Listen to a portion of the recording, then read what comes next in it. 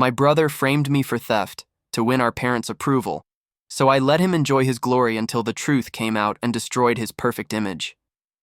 I've always looked up to my older brother, Ryan. Growing up, he had this way of making everyone around him feel like he was the smartest, funniest, most capable person in the room. Me? I was quiet, the kind of kid who stayed behind to fix broken bikes or help mom in the kitchen, unnoticed unless something went wrong. But I thought that maybe, just maybe, starting a business together could finally bring us on equal footing. After Dad passed, his garage became more than a dusty memory. It became our chance. Ryan pitched it as our legacy project, and I believed him. I handled the production, waking up at 5 a.m., sanding, assembling, and making sure every piece of furniture left that garage perfect. Ryan handled marketing, client calls, and finances, his voice smooth and persuasive on the phone, his emails always polished. And honestly, it worked. People loved him. Family and friends showered Ryan with compliments. "He's so impressive," they'd say, smiling at him after a client meeting. And I smiled too because I wanted to believe in the dream, in us. But deep down, a small ache began to grow. My hands hurt from late nights of work, my back ached from bending over the workbench, and yet the praise was never for me. I started noticing how people remembered what Ryan said, what he did, what he promised. But they never remembered who actually made the tables sturdy, the chairs flawless.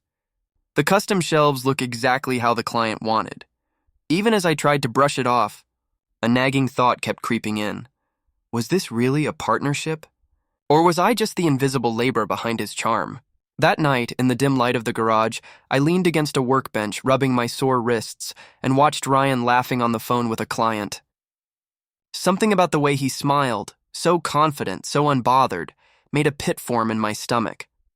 I wanted to say something, to remind him that I wasn't just the quiet guy in the corner. But I didn't. And I couldn't shake the feeling that this was only the beginning of something complicated. At first, I brushed it off as harmless exaggeration. Ryan's charm always made people forget who did the hard work. It was just how he was. But then it started happening more often. He'd talk to a client about my vision for the workshop and casually leave out that I had spent days perfecting the pieces they were praising. When I tried to bring it up once, he laughed and said, "Relax, you're overthinking it. Everyone knows we're a team." But I couldn't shake the irritation gnawing at me.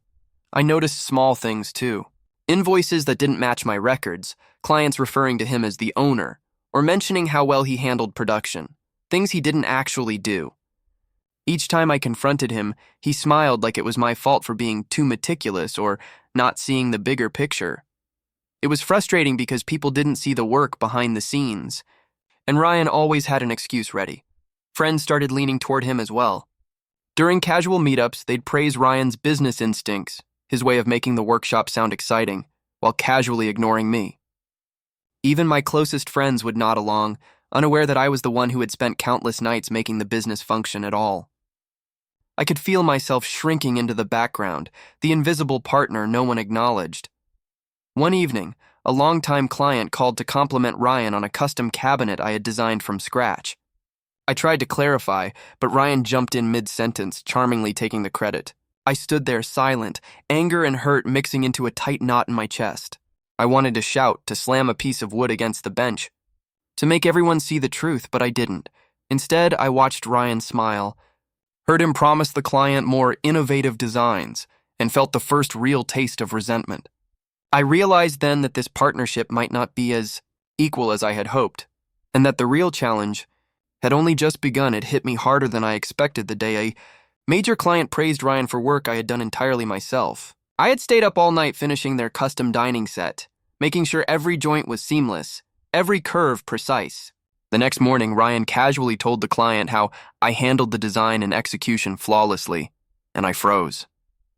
I tried to interrupt, to explain, but the client just smiled and nodded at him, completely oblivious. Ryan's grin didn't falter, and in that moment, I realized he wasn't just charming. He was rewriting reality to make himself look like the hero. I pulled him aside later, trying to keep my voice calm. "Ryan, I literally built that set myself. You can't just take credit." He laughed, putting a hand on my shoulder. "Come on, I managed the whole process, kept the client happy, made sure everything ran smoothly. You'll understand when you're running your own clients. Right now, you're too focused on details no one cares about. It wasn't just dismissive, it felt like a punch to the gut. I wanted to argue, to scream, but instead, I walked away, my hands still smelling of sawdust, my chest tight with frustration. Friends started echoing his praise without even knowing what happened behind the scenes.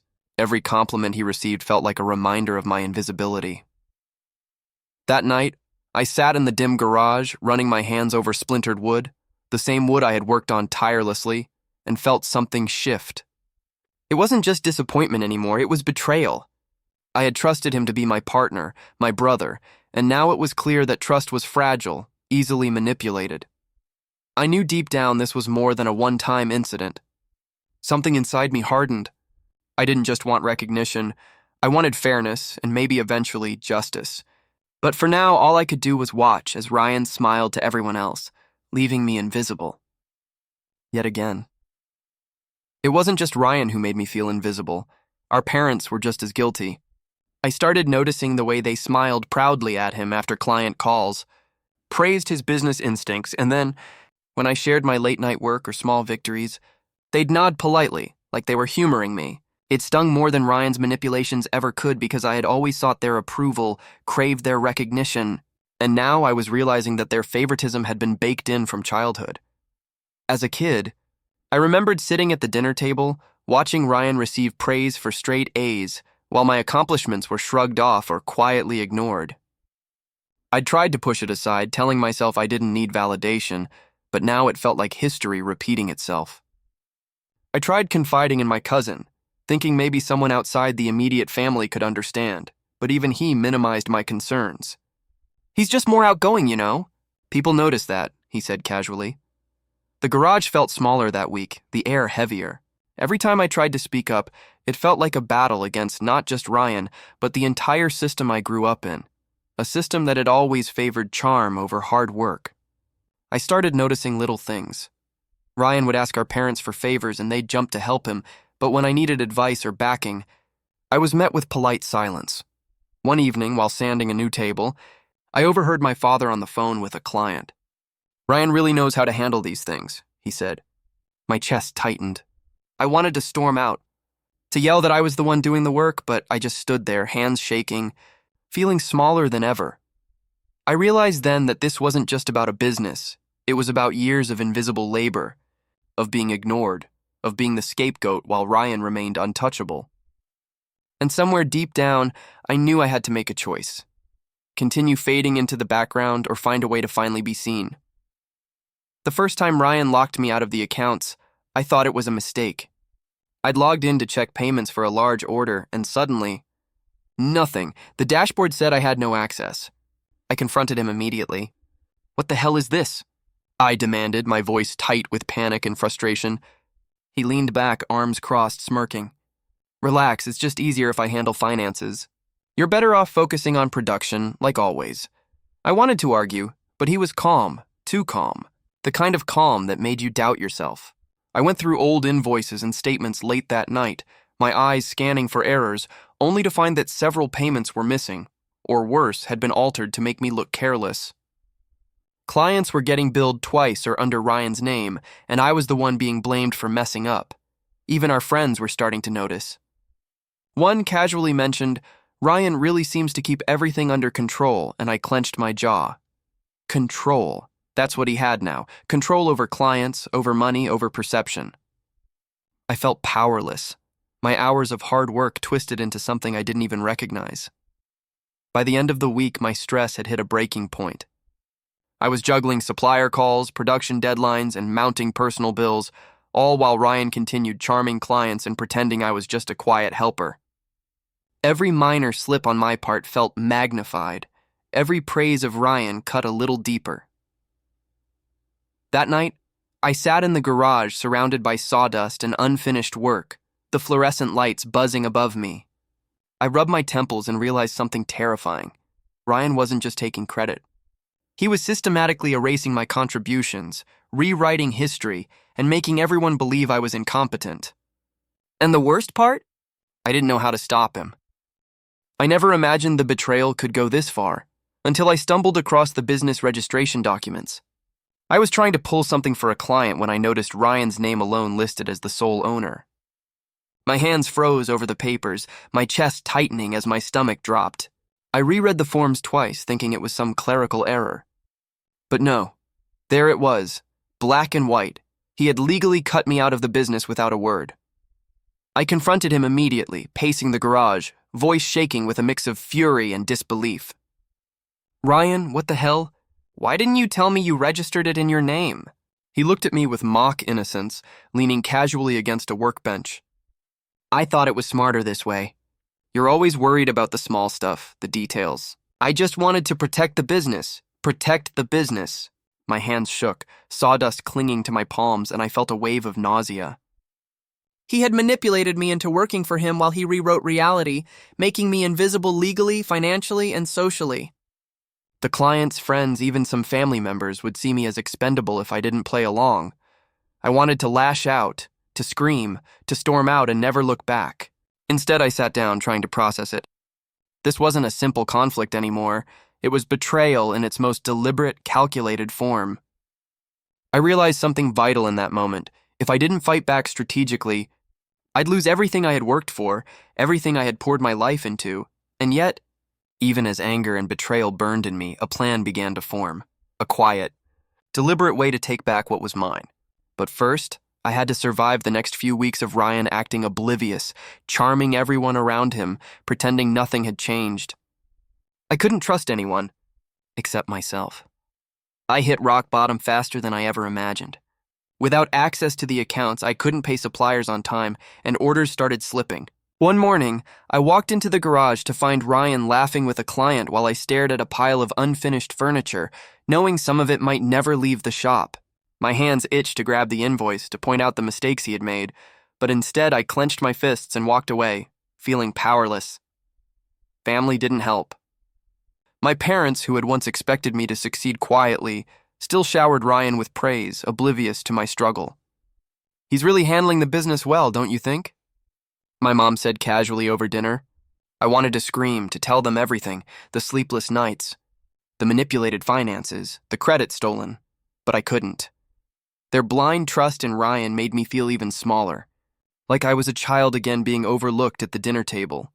Even friends began drifting toward Ryan, their loyalty swayed by his smooth words and confident persona. Every compliment he received was a knife twisting in my gut, and every failure, real or imagined, felt amplified in my own mind. I spent nights pacing the garage, staring at the half-finished tables, wondering if this was all my fault, if I had misjudged him, misjudged the entire partnership. There was one evening I sat alone, head in my hands, and thought about walking away for good. The weight of betrayal, exhaustion, and humiliation pressed down on me, and I felt like I might collapse under it. I realized this wasn't just about a business anymore. It was about years of being overlooked, undervalued, and dismissed by the people who should have mattered most. And just when I thought I couldn't sink any lower, Ryan called me over with a grin and said, "I need you to deliver a big order by tomorrow. Don't mess this up." I looked at him, rage and despair boiling inside me, knowing I had nowhere to turn, and yet a tiny spark of determination started to flicker that night. Alone in the garage, I realized I couldn't survive by just being reactive. Ryan had stacked the deck against me legally, financially, and socially, but he had underestimated one thing: my patience. I started quietly gathering evidence of everything he had done: emails, payment records, client messages, even photographs of my work before he claimed it. Every small piece felt like ammunition for a battle I was finally ready to fight. I also began reconnecting with former clients who had praised Ryan without knowing the truth. I called them one by one, politely explaining my role, showing proof of the work I had completed, and letting them see me as the real craftsman behind the products. Their surprise, disbelief, and gratitude reminded me of the value I still held, even if Ryan was trying to erase it. The more I dug, the more deliberate his manipulations became. He had falsified invoices, shifted payments, and even tried to convince a few clients that I was difficult to work with. But now, for the first time in months, I felt a glimmer of control. I had a plan, and it wasn't based on confrontation or emotion. It was quiet, calculated, and meticulous. I worked late into the night, the smell of sawdust and varnish filling my nostrils as I organized files, took pictures and cross-checked every record. My hands were raw and aching, but every scrape and splinter felt like progress. Ryan thought I was too broken, too powerless to fight back, but he had no idea I was already several moves ahead. By the time I finally left the garage that night, exhaustion weighed on me, but so did a strange sense of anticipation. The battle was no longer about survival. It was about reclaiming everything I had lost. And I knew that soon, Ryan would feel the first tremors of what was coming. The first small victory came quietly, but it felt monumental. I secured a few independent clients who had previously worked with Ryan, showing them proof of my work and careful records of payments and deliveries. Their shock at discovering the truth was almost intoxicating. They had trusted Ryan entirely, and now they were realizing who had actually built the business from the ground up. Each regained client felt like a personal win, a tiny step toward reclaiming everything Ryan had tried to steal. Ryan started noticing subtle changes. He'd mention a client's sudden questions or hesitations with a furrowed brow, trying to figure out what was happening behind his back. The smug confidence that had shielded him for months began to crack, and I couldn't help but feel a quiet satisfaction. I wasn't just surviving anymore. I was regaining power piece by piece. I also started documenting every interaction, every misstep, every manipulation Ryan had committed, quietly preparing for the day I would confront him and the family. Each record, each photograph, each email added weight to the case I was building. Not legally yet, but morally and socially. It was meticulous work and it consumed me, but the exhaustion felt different this time. It wasn't crushing me, it was sharpening me. Even small interactions became strategic. A casual comment to a client about the project's origin, a subtle hint at the truth, a gentle nudge toward realizing who was actually responsible for their orders, all of it chipped away at Ryan's fabricated image. For the first time, I could see him worried. Glancing over his shoulder, realizing he might not have as much control as he thought. By the end of the week, I sat in the garage looking over invoices and emails, a sense of purpose coursing through me. The battle wasn't over, but the tide was beginning to turn. And deep down, I knew the moment of confrontation was coming. Ryan's empire of lies was about to meet the first real challenge. I knew the confrontation had to be perfect. There was no room for emotion-driven mistakes. Ryan had used charm and lies to manipulate everyone for too long. I scheduled a formal meeting with him, a few trusted clients, and even some family members, all under the guise of a routine business update. Inside, my heart raced, palms sweaty, but my mind was sharp. Every piece of evidence I had collected flashed through my mind like ammunition ready to fire. When Ryan arrived, he smiled that same confident smile, oblivious to the storm gathering behind my calm demeanor. "Ready for the update?" he asked, voice smooth and measured. I nodded, trying to project authority I hadn't felt in months. The clients looked between us curious, expecting the usual charming spiel from Ryan. Instead, I started walking through the records, emails, invoices, photographs, client confirmations, carefully explaining which projects I had completed, what payments had been manipulated, and how Ryan had misrepresented everything. Ryan's face tightened, the first cracks appearing in his flawless facade. He tried to interrupt, to charm his way out, but I remained calm, deliberate, and precise. My voice didn't waver, and the evidence spoke louder than any argument he could muster. The room grew tense. Clients leaned forward, shock written across their faces. Even a few family members who had doubted me began to look uncertain, their loyalty wavering. By the time I finished presenting the proof, Ryan was pale, words faltering. The confident, untouchable image he had built over months was crumbling before everyone who mattered. I felt a strange mixture of relief and anticipation. The battle wasn't over, but the scales were finally tipping. And as I watched him struggle to respond, I realized one thing. The confrontation I had feared for so long was finally happening, and I was ready for whatever came next. The room was silent after I finished presenting everything. Ryan's usual smirk was gone, replaced by tight lips and darting eyes. Clients who had once praised him now stared in disbelief, flipping through the documents I had laid out. I could feel the weight of months of betrayal lifting slightly as the truth began to sink in. For the first time, the reality of my labor and dedication was undeniable. Ryan tried to defend himself, fumbling over words, his charm failing him completely. I thought I was protecting the business, he stammered, but no one believed him. The clients had seen the emails, invoices, and photographs. They could finally connect the dots. Even a few family members who had previously ignored my struggles started asking questions, their faces mixed with shock and guilt. The narrative Ryan had spun for months was unraveling in front of everyone. I watched him realize the magnitude of his actions, and a strange satisfaction settled in me. Not revenge in the cruel sense, but justice, the validation of every late night, every silent effort, every ounce of frustration I had endured, was finally mine. The clients reaffirmed their trust in me, placing new orders directly with me, recognizing my skill and dedication. For the first time in months, I felt seen. Ryan's empire of manipulation was crumbling, and though he tried to argue to charm a few remaining supporters, it was too late. The truth had a weight that lies simply couldn't counter. I realized I didn't need to yell. I didn't need to fight physically. The evidence, the clarity, and my unwavering calm did it all. By the end of the meeting, I felt a profound sense of closure. Ryan slunk away, his power gone, and the clients who mattered most were on my side. I had reclaimed not just my business, but my dignity. And though the scars of betrayal remained, I knew the next step was rebuilding. On my own terms, stronger and smarter than before. The months that followed were a mix of exhaustion, rebuilding, and quiet triumph. I slowly reconstructed the business from the ground up, this time on my terms, with clients who trusted me and colleagues who genuinely respected my work. Each new project reminded me of the hours I had spent perfecting my craft, the sacrifices I had made, and the patience that had finally paid off. The sense of empowerment was intoxicating yet grounded. I wasn't just surviving anymore. I was thriving.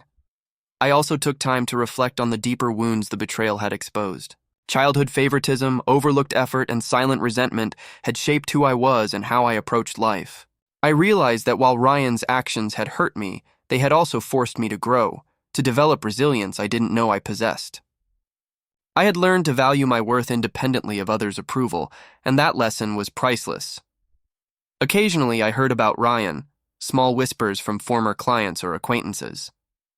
Some tried to rebuild their perception of him, but I didn't care. I had nothing left to prove to him. The satisfaction wasn't in seeing him fail.